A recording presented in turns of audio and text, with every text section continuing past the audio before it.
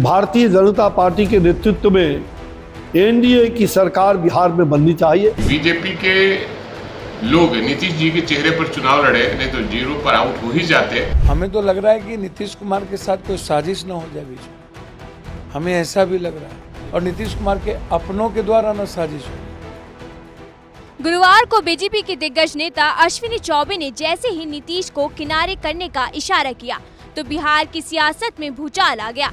ऐसा माना जा रहा है कि जेडीयू और बीजेपी के बीच सब कुछ ठीक नहीं है। बिहार की बड़ी सियासी सरगर्मियां उस वक्त परवान चढ़ गई जब आनन फानन में नीतीश कुमार दिल्ली के लिए रवाना हो गए।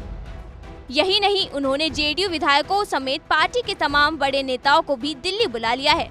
बता दें कि कल यानी 29 जून को दिल्ली में जेडीयू राष्ट्रीय कार्यकारिणी की अहम बैठक होने वाली है, जिससे राजनीतिक गलियारे का पारा अभी से बढ़ गया है।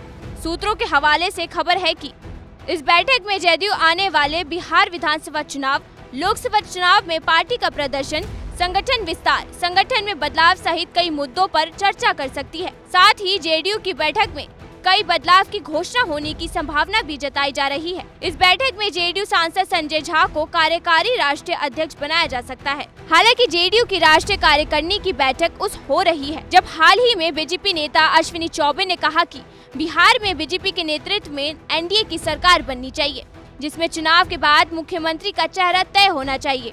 भारतीय जनता पार्टी के नेतृत्व में एनडीए की सरकार बिहार में बननी चाहिए। हम पूर्ण बहुमत के साथ भारतीय जनता पार्टी अकेले अपने दम पर आए और एनडीए को भी, अपना सहयोगी दल को भी आगे बढ़ाए। एक ओर जहां बीजेपी अपने दम चुनाव लड़ने की तैयारी में है, तो दूसरी ओर जेडीयू ने भी तेवर दिखाने शुरू कर दिए हैं। वहीं तेजस्वी के नेता और आरजेडी विधायक भाई वीरेंद्र ने तो यह तक कह दिया कि नीतीश नहीं होते बीजेपी जीरो पर आउट हो जाती। बीजेपी के लोग नीतीश जी के चेहरे पर चुनाव लड़े, नहीं तो जीरो पर आउट हो ही जाते। और सच बात संजय पासवान जी ने कह दिया, हमारे मित्र हैं संजय पासवान जी, और उन्हें सच्चाई उनके मुंह से निकल गया। और नीतीश कुमार नहीं होते शायद बीजेपी यहाँ कुछ नहीं। बीजेपी गड़बड़ पार्टी है और गड़बड़ करने वाला सब पर नज़र रखता है कि गड़बड़ तो किया नहीं है, हमको कुछ मिला नहीं। इसलिए हर विभाग में अगर जांच हो रही है अच्छी बात है, लेकिन ये लोग एकदम चुनाव आ रहा है उसके लिए ताबड़तोड़ वसूली करने का प्रयास कर रहे हैं। लेकिन हमको लगता है कि ये वसूली करने के लिए सब नाटक रचा जा रहा है और आप लोग के माध्यम से जनता को बताया जा रहा है। जनता भी जानती है कि ये बीजेपी वाले लोग और एनडीए के लोग लूटने में लगे हुए हैं।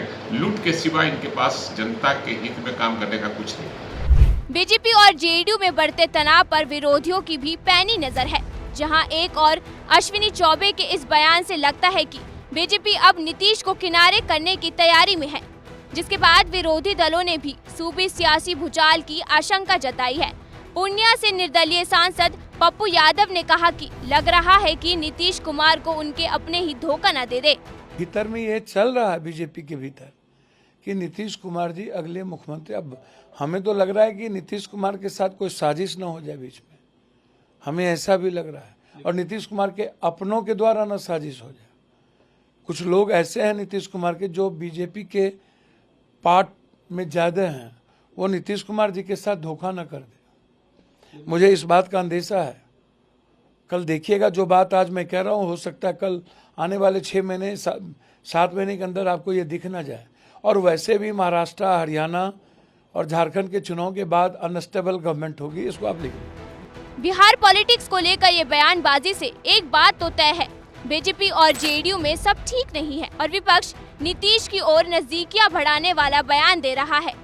और नीतीश के पलटने का इतिहास तो पूरे देश को ही पता है। ऐसे में बिहार में फिर एक बार खेला होने का मंच तैयार हो रहा है। आपको क्या लगता है, जेडीयू के राष्ट्रीय कार्यकारिणी की बैठक में कौन सा चौंकाने वाला फैसला लिया जा सकता है? क्या विधानसभा चुनाव के मद्देनजर नीतीश फिर एनडीए को सियासी तलाक देंगे और वापस अपनी बनाई इंडिया में लौट आएंगे? ये हमें कमेंट करके जरूर बताएं। और देश दुनिया की तमाम खबरों के लिए देखते रहिए एबीपी लाइव।